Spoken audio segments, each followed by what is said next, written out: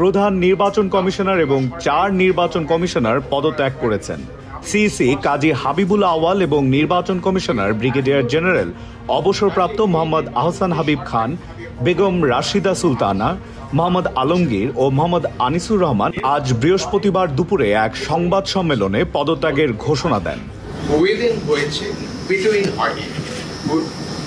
Commission দায়িত্ব গ্রহণের পর থেকে 2 বছর সময়ে ইউনিয়ন পরিষদের 992টি, উপজেলা পরিষদের 496টি, জেলা পরিষদের 71টি, পৌরসভার 90টি এবং সিটি কর্পোরেশনের 16টি নির্বাচন করেছে।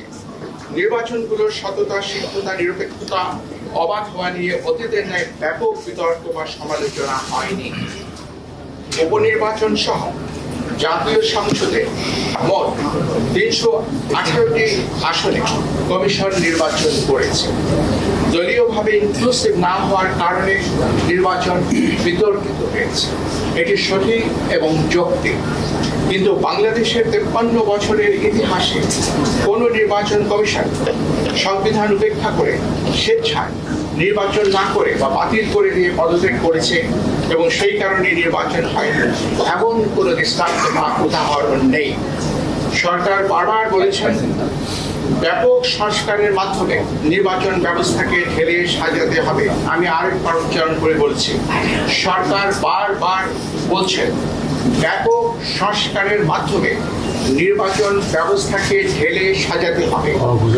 নির্বাচন বারংবার ব্যর্থ হওয়ার প্রকৃত সত্য কারণ এই কথাটির মধ্যেই নিহিত। কমিশনের সদস্যরা সংবিধান মেনে দায়িত্ব পালন করে থাকেন।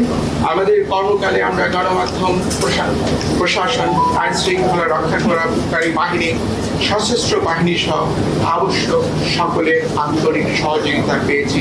আমি আজ বিদায় লগ্নে কৃতজ্ঞ চিত্তে সেটি স্মরণ করছি।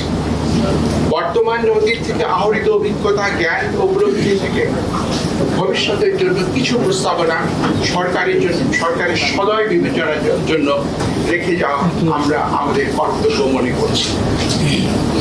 বাংলাদেশের জনগোষ্ঠীর সমরূপতা, হোমোজেনিটির কারণে সংখ্যানুপাতিক প্রতিনিধিত্বমূলক নির্বাচনের জন্য বাংলাদেশ আদর্শ ক্ষেত্র হতে পারে।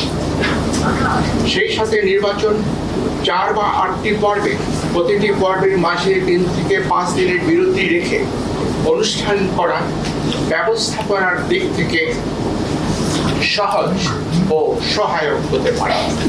আমাদের প্রবর্তিত অনলাইনে নমিনেশন দাখিল অব্যাহত রেখে নির্বাচন প্রক্রিয়া প্রযুক্তির ব্যবহার অপটিমাইজ করতে পারলে আমাদের ধারণায় এটি ভবিষ্যতের জন্য উত্তম হবে।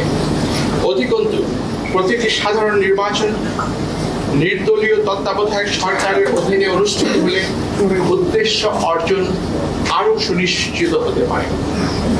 পরিশেষে আপনাদের অবহিত করতে চাই, আমি সহ মাননীয় কমিশনারগণ দেশের পরিবর্তিত বিরাজিত অবস্থায় পদত্যাগ করতে মনস্থির করেছি।